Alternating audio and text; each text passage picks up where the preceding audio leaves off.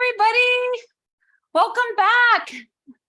I feel like technology is definitely not my strong suit. So I had a lot of things with getting on today because I had my meeting saved in Zoom to relink, and then it wasn't there anymore. So I had to reconfigure everything and I couldn't remember how to do it. I'm finally here. And then yesterday the audio didn't record. Oh, well, I get an A for persistence, I think. So welcome back to Dog Skills. Usually it's on Wednesdays at 2 p.m. Today it's on Thursday to make up for the audio that did not record yesterday. So we are here to talk about why connection works better than control in dog training. We're doing a whole series on the energy behind dog training. And one of the reasons why I'm doing that is because I'm going to be doing a live in-person workshop on the energy behind dog training at Chagrin Yoga from 1 to 2:30 p.m. on April 29th. And I absolutely would love to see you guys there. And I think some of us aren't clear, like, what does this mean? Like, what are we actually going to be covering?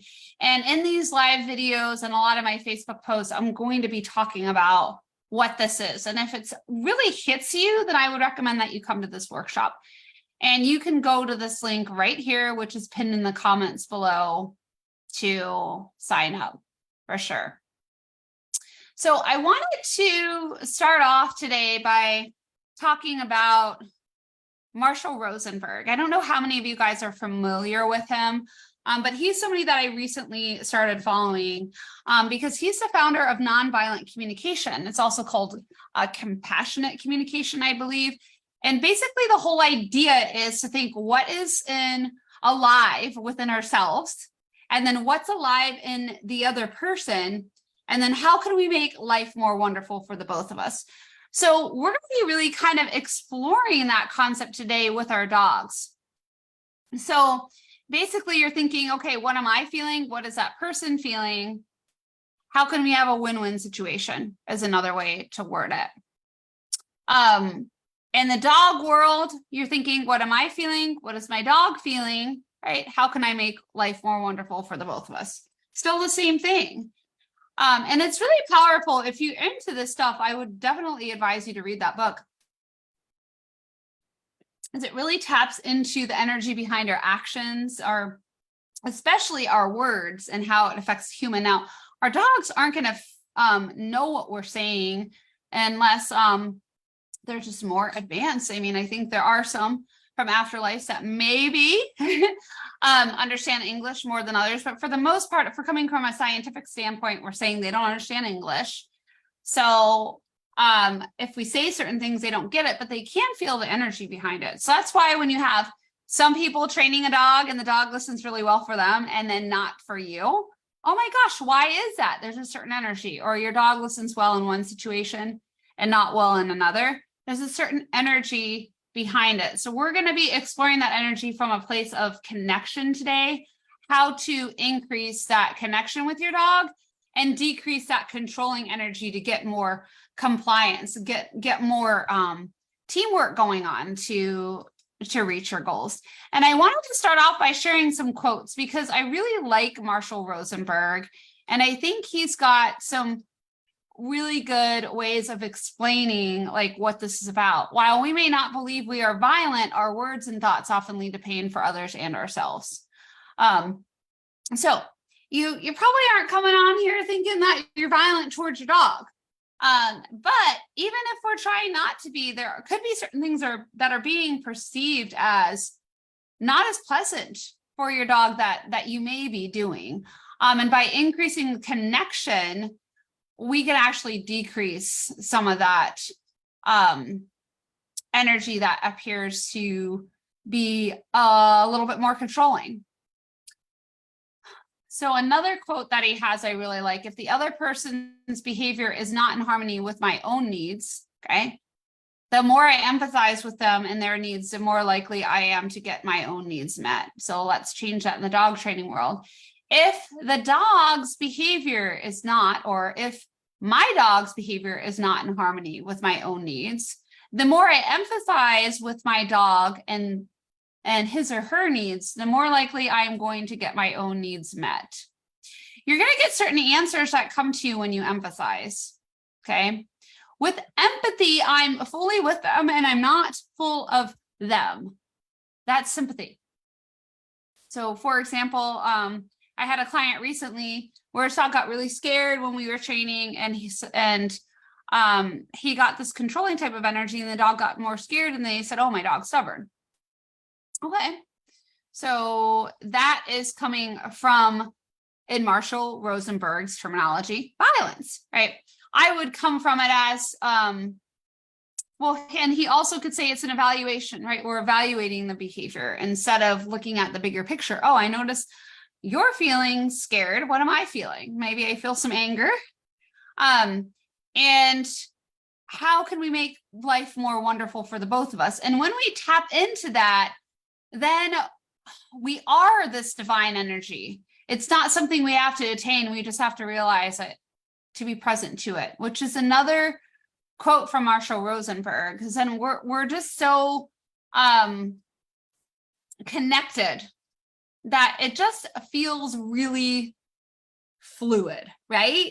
It just feels so nice. You've had those moments when you're just in sync. This is what this is about, guys, right? Okay, so watch this owner, and I want you to take some notes here, and I definitely want you to comment below, watch the replay, share this video with others. We do want this to go viral. We want to help out a lot of people. And I also want to interact with you. So definitely make sure you drop some comments, especially when I ask you questions. So when we're looking at this, I want you to notice, what do you see this owner is doing that's increasing connection?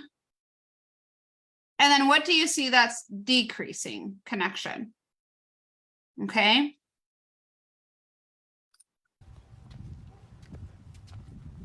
And I'm going to jot down notes too. No, leave it. You need to drop it. Okay, good point. Good drop.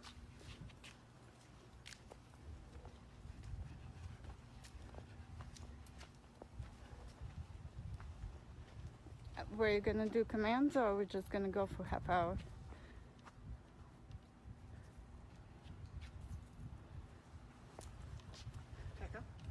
So keep writing stuff down in the comments.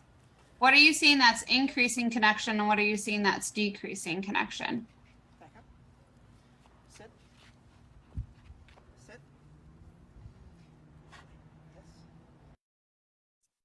Yes. So if you're having trouble with this, you can always rewatch it, and I'm going to point things out to you. At the biggest thing, we're going to start with decreasing connection first, okay? I'm going to go more on the what we don't want to do side first, I guess, or just have more awareness of that so that you can be aware that you could make a different choice, because you don't want to make yourself bad or wrong about it. Notice how we get this tension on the leash, right? Dog gets something in the mouth. You need to drop it. Owner really tightens up on that leash. Good point. Good drop. And pulls up. So if you were that dog, would that increase connection with the owner? Would you feel more connected with someone if they're jerking you with the leash? No, you'd probably want to get out of there, fight back, or you're feeling more stressed.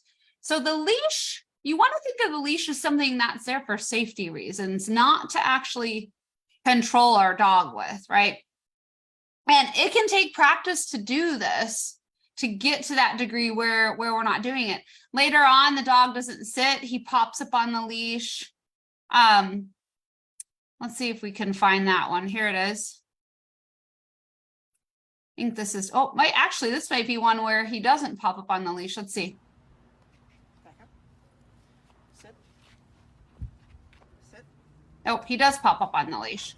So you see that? There's that pop up on that leash. So you can get your dog to comply by using control, but then you're no longer helping life be more wonderful for the both of you. You're just focusing on what you need dog gets stressed, we're decreasing connection, we're decreasing that fluid energy, and we're creating more disconnect. Does that make sense? So some things that he does do is he gives treats to increase connection, and he's doing a lot of eye contact, and he definitely is doing some praise. So we got a lot of, right here, this one's better. See how he's looking at his dog? Okay, we got some nice eye contact. Now, let's compare this video with this other one. So this one, there's a lot of connection going on, and think about how this owner is connecting with their dog more. It's more of that connective energy than control. And write in those comments like what you see that's increasing connection here. Good sit. Good sit. Take a touch. Good touch. Good boy.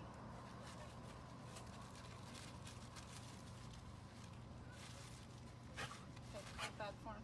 Okay. With me? Good boy. With me? Okay. Sit. That good? Sit. Good boy. Good sit. Fantastic. Fantastic. So much praise, right? A lot of eye contact. That leash is nice and loose. There's a lot of luring to get the dog to do the behavior. So when we want Tycho to sit, she does an up and backwards movement with her hands with the treat in it. Good sit. Right? So those are the things that are increasing connection here. And then energetically, the dog feels safe, the trust bond increases, and we increase compliance. Does that make sense? So definitely let me know if it does. Write yes in the comments below if it does, and no if it doesn't, so I can know if I'm doing a good job at communicating this. So on this one, I want you to also look at what is increasing connection here. We're going to be looking at a lot of videos today and looking at what the owners are doing to increase connection mostly, so that you can learn to do these actions more yourself and step away from that controlling type of energy, embrace more of the connection, teamwork, what's making life more wonderful for the both of us. Very minor. So let's go ahead and do it again. So watch what the owner's doing here. So we're teaching this dog to put his muzzle into a muzzle, or his nose into a muzzle. Okay. This dog has some aggression stuff. We still want to be positive, and I think that is one of the greatest misperceptions out there. We can only use connection to get our dogs to respond if we're just doing basic obedience training. But if we have a strong behavioral problem like aggression or biting or lunging or barking or guarding objects, then we gotta use control and force. That is a complete and utter myth. And it will have a more forceful type of energy behind it. And imagine being in that situation where there's that forceful energy. It doesn't really increase connection. Okay. It increases a lot of emotional energy in the person that's on the receiving end. So notice here, what is the owner doing that's increasing connection? Okay, so we're able to move it a lot. Okay, and then go ahead and stop. That's a lot farther. So I'm curious to see what you guys write, especially those of you that watched a replay, on what increased connection here. First thing is that I noticed is the dog chose to put his head in the muzzle. Progress. Okay. And it may be. So watch this. So let's go ahead and do it again. Tara. The dog chose to put the head in the muzzle. Can you see that? The owner's not putting the head in the muzzle. The dog is just following the baby food pouch. Okay. So owner puts it down. Dog chooses to move in versus the owner putting the muzzle so on. we're able to move it a lot. Okay, and then go ahead and 20 when it's slowing down. Also notice we ended it with the dog wanting more. So notice the dog's like, oh, I didn't really want it off yet. I really enjoyed this. Do it again.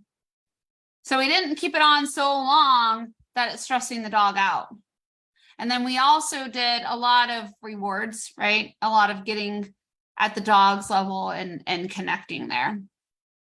Pretty cool.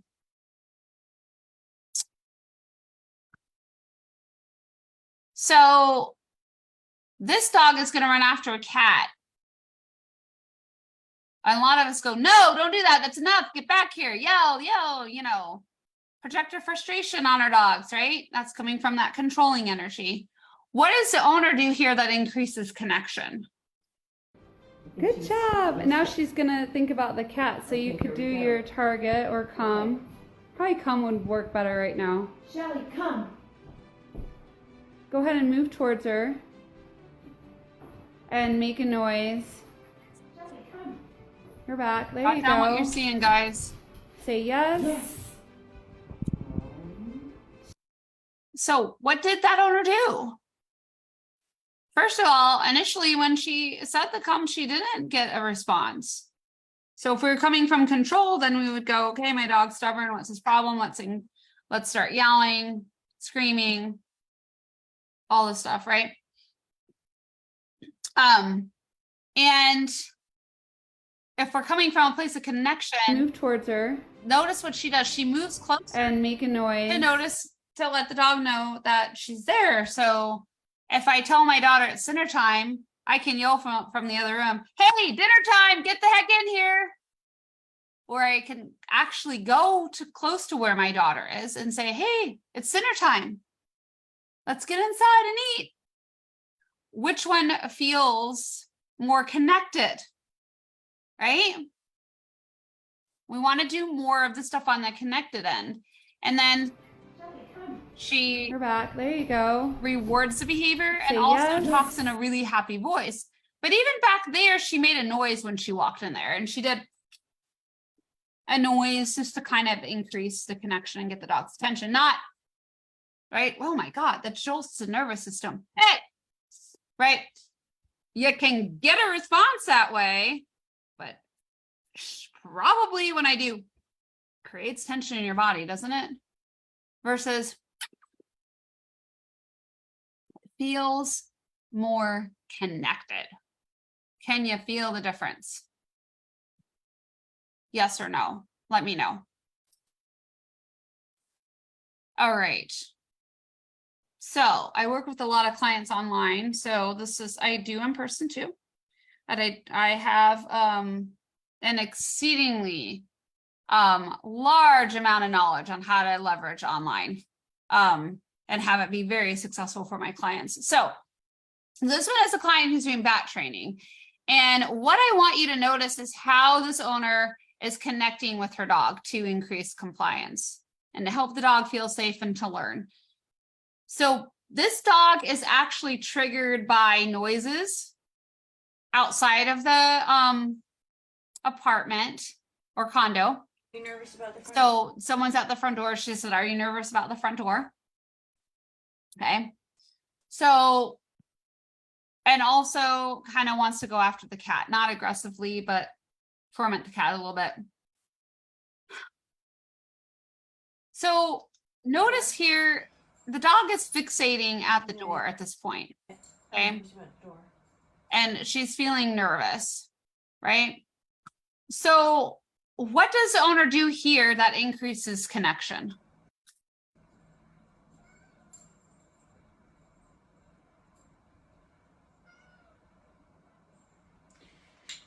Tony's waiting. Tony's waiting. There we go.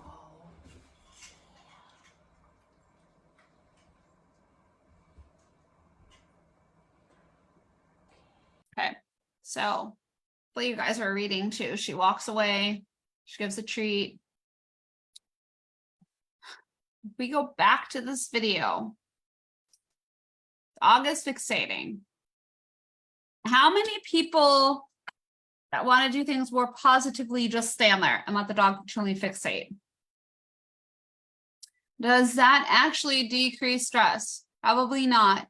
If I look looking at a spider and I'm getting more and more scared as a kid and no one's there helping me out, I'm gonna get more and more scared and probably get reactive versus, oh, hey, look at the flower over there. As my daughter's staring at the spider and getting scared, I redirect her to a flower. Go look at that, right? So that's what the owner does, basically. She clicks during the fixation and then walks away. The dog has relief. Oh, good, I didn't have to keep staring at it. Because staring at it longer is not going to decrease their stress. The dog actually learned I can look at it and then I can leave. I don't have to stay in this uncomfortable situation. I'm allowed to walk away. Okay. She does a similar situation with the cat. Okay. So notice here, what does the owner do that increases connection here? Okay, who's in the tunnel? What are you gonna do? Dog fixates. Dog does a calming signal, which is a look away and a lip lick, and the owner clicks that and walks away and gets a treat. So what did the owner do that increased connection? Again, she encouraged the dog to move away. So she rewarded the dog when the dog did a signal that said, okay, I've had enough. I'm ready to go. And then she walked away. She is giving treats. She's giving praise. But the biggest thing in this video is there's a shitload of empathy, okay, and compassion going on. So this whole entire time, when the dog is here, where is owner's eyes? Looking at the dog, right? She is outer looping. What are you feeling emotionally? I want to keep you at an emotional level where you can actually learn. Not to such a higher degree that you're so stressed out and you can't maintain your cool, or at least some level of cool, right? So that is called connection. At this point, we're teaching you something. You're able to learn when you're not super stressed, okay? So you don't want to teach someone to not scare spiders when they're already screaming at the spider. It just doesn't work that way. Right? They need to be less triggered in order to learn a different response. So this one is a really good example of that empathy quote that we were talking about with Marshall Rosenberg. So this is a really common one that a lot of people deal with. Their dogs bark. Okay. Notice what the owner does to increase connection.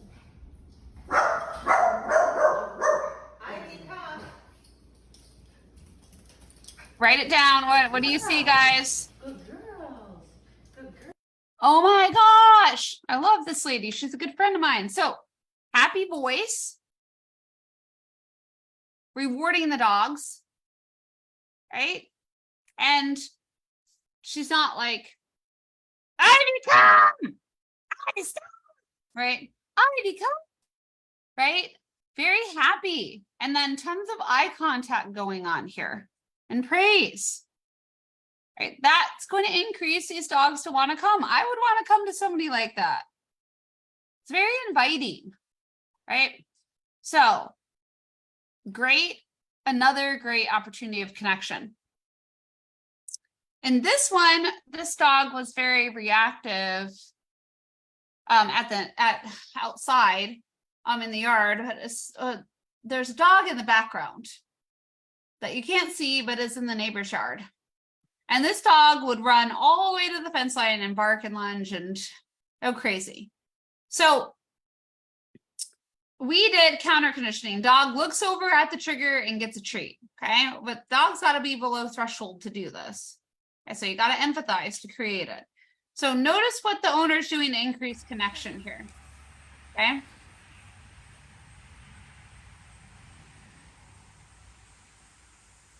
Write it down.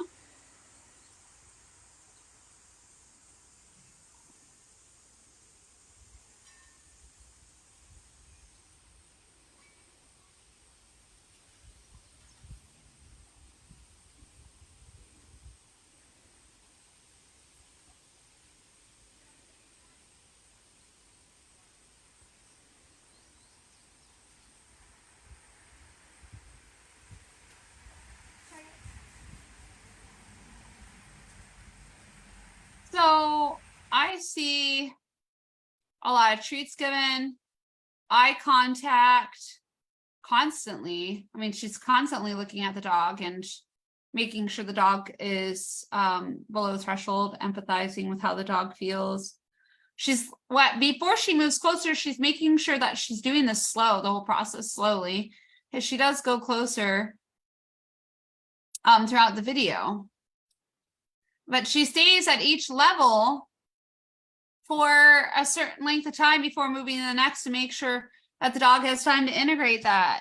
Well, that increases connection rather than, okay, you got it, now let's go here. Okay, you got it, now let's go here. Da, da, da, da, da, da, right? That's very stressful. So connection can be listening. Okay, did you get it yet? Do you understand it yet? Okay, now you're ready to go to the next level. And when she moves closer, she actually, you know, uses a target command. So she said target. It's very low sounding.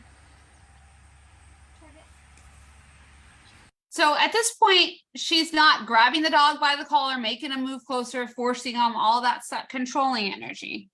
She's using a command target that the dog knows. If the dog opted out with it, we don't have to make them go and do it. But now the dog is at choice with moving closer. That also increases connection too. Oh, this is one of my favorite ones. So this dog or this owner is working on leash walking. What is the owner doing here that increases connection?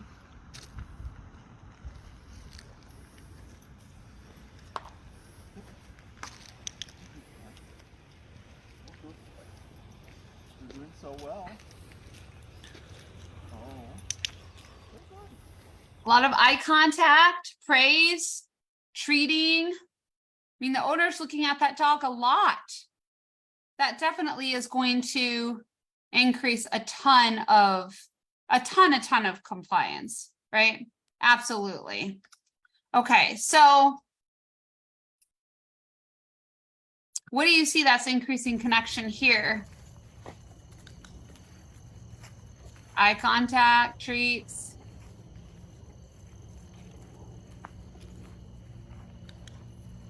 Clicking. Now here we have a disconnect a little bit. The owner wasn't watching the dog. So there was somewhat of a disconnect, but then she comes back and looks. Notice that the dog doesn't get super dragged. She kind of waits for the dog to come and the dog kind of followed the energy. Can you see that? There wasn't any like excessive pulling or dragging going on, except that initially, oh, I got to recommit to connecting here. Nice and fluid. Now, even better would be to have that leash more at the hips at this point, which she does do very quickly. So I see a lot of connection with how she's handling that leash and allowing it to be really fluid for the dog. Really, really cool. It could take practice to do that. So this one, this dog was actually a little on the fearful side at times and didn't really want to always walk on the leash. So what is the owner doing to increase connection to allow this dog to feel more safe with walking? Comment, comment, comment.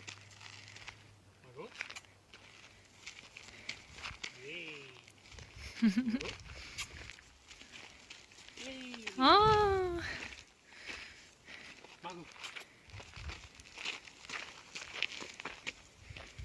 Yay. Last one. Swallow. Yes. So we have a lot of Last one. praise Swallow.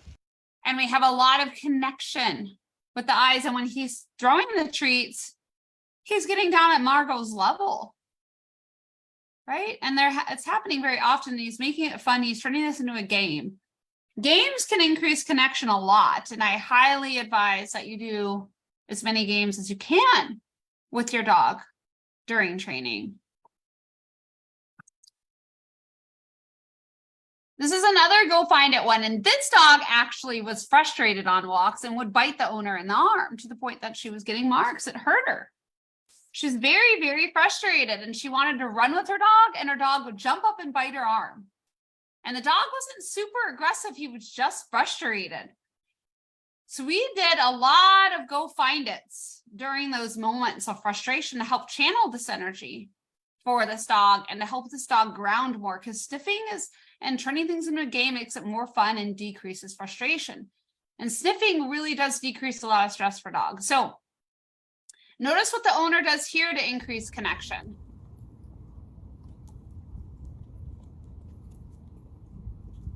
Very similar to the other video. What are you guys writing down? We got treats. We had a lot of, let's get one here, downward movement towards the dog, right? And we also had a lot of eye contact between the owner and the dog, right? Really cool things to keep in mind when you're training your dog to help increase compliance. So this one is recall. So notice, what does this owner do that increases connection? What do you see? Jot it down in the comments. Notice the owner's body language to create a good recall.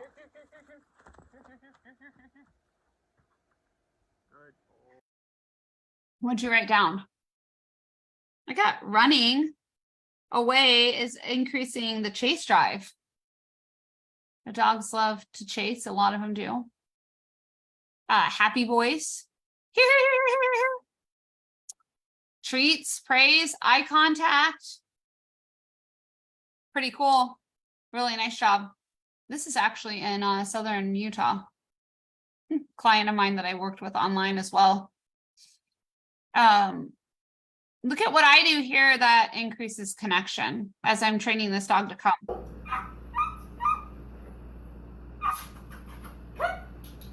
So notice I'm making a prompt. So what did you see? Kissing noise. Leaning forward with my arm. And that was actually a lure. So I had food in my hand and I'm wanting the dog to pay attention to that. I'm very encouraging with my voice. So notice I'm doing a lot of eye contact and rewarding.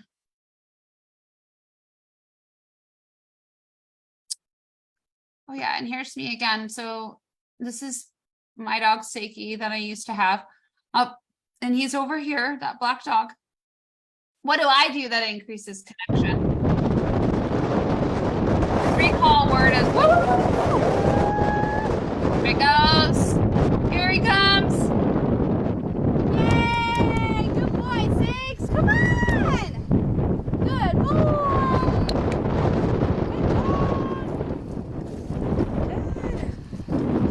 What is it, I got some chicken. Chicken for you. Coming so good. So I said, good boy. I did long drawn out words. That's more relaxing than good boy, right?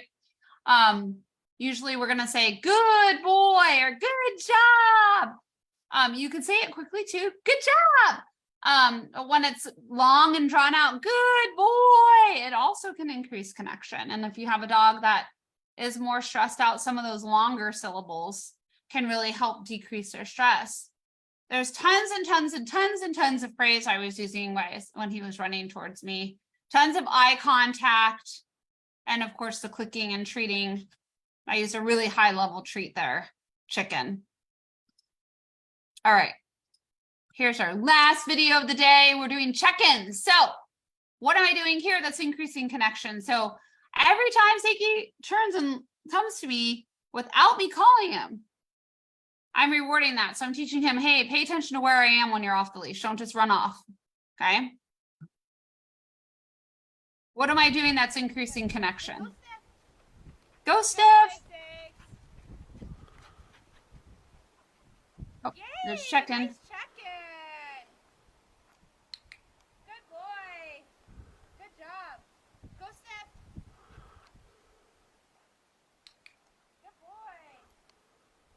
So we got a lot of eye contact, rewarding praise.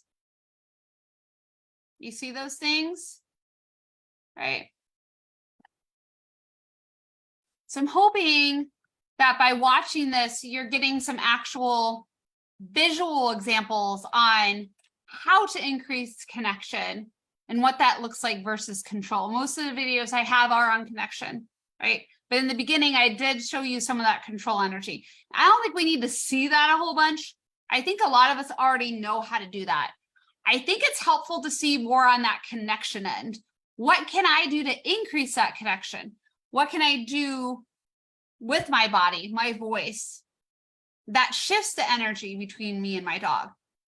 So my question to you is, what will you do differently now? How will you connect with your dog more? What actions will you do that will increase that connection between you and your dog when you're doing training and lessen that amount of control? And I would love, love, love for you to comment below and let me know what you're going to do that's going to help with that. Because the more comments I get, the more I can interact with you and the more I can help you out. It's so fun. So again, I want to encourage you to watch the replay and comment below, share this video with others.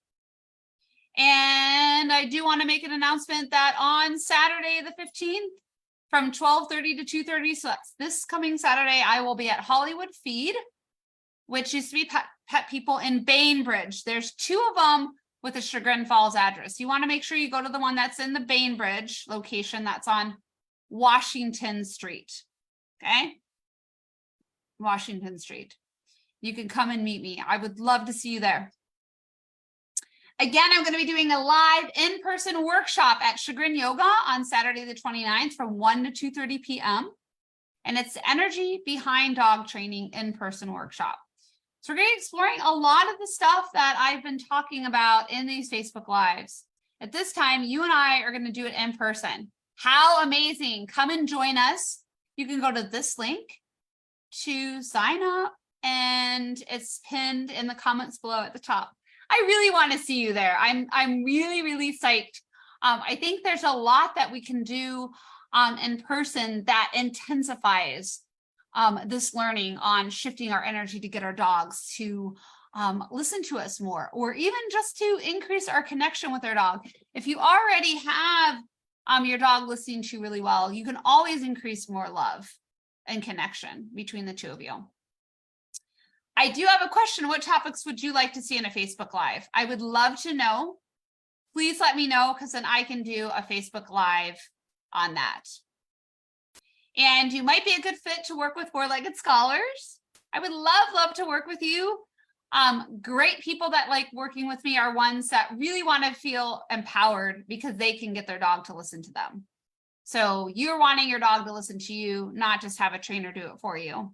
You're wanting to use positive training methods, and you want the training to be personalized, tailored to you and your dog's needs. And you could be a great fit for us. Mention this live and you'll get 50% off an initial private session with me.